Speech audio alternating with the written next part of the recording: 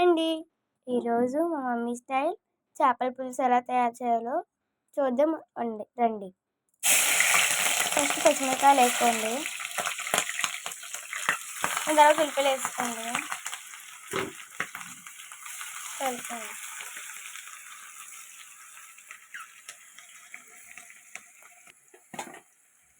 దాని తర్వాత కరివేపాకు వేసుకోండి, కలుపుకోండి.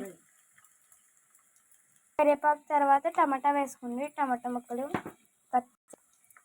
ఇవన్నీ మగ్గాక టమాటా ముక్కలు వేసుకోండి, ఒకసారి కలుపుకోండి.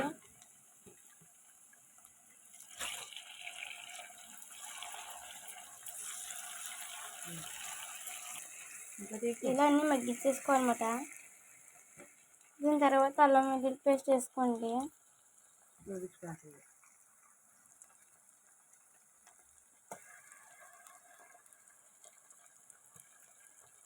ఇప్పుడు కలుపుకోండి.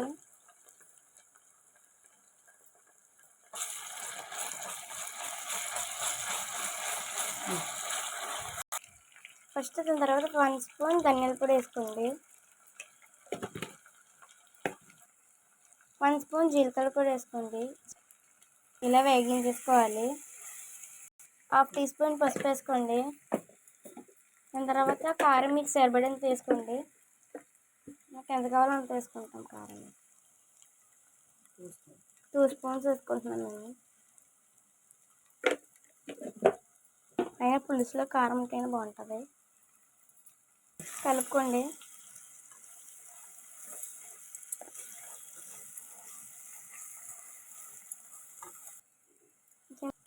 మొన్న చెప్పాం కదండి, సావడే మా డాడీ తెచ్చారు, షిప్ వచ్చిందని. దాన్నే పులుసు ఎలా పెట్టాలో చూపిస్తున్నాను.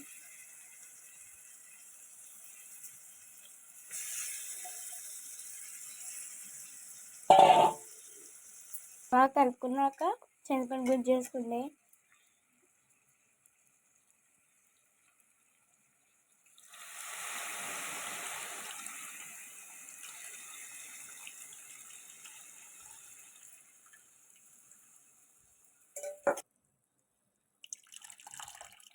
చింతపండు గుజ్జు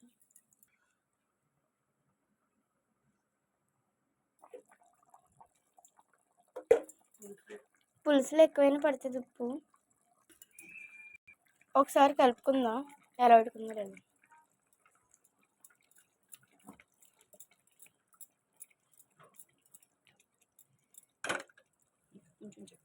ఇంకా కొంచెం చిక్కు పడితే కర్రీ అయిపోయినట్టే. ఇలా దగ్గరగా అయిపోవాలి. అదే ఇలా చిక్కు పడాలన్నమాట. పడితే కొత్తిమీర వేసుకొని దించేసుకోండి. ఇంకా చిక్కు పడుతుంది. లాస్ట్లో కొత్తిమీర వేసుకొని దించేసుకోండి. ఒకసారి మళ్ళీ కలిపేసుకున్నాక అప్పుడు దించేసుకుందాం.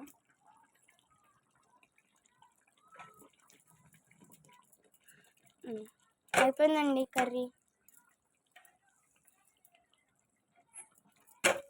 ఇదండి ఈరోజు బ్లాగ్. మీకు నచ్చితే లైక్ చేయండి, సబ్స్క్రైబ్ చేయండి, కామెంట్ కూడా పెట్టండి. Bye bye.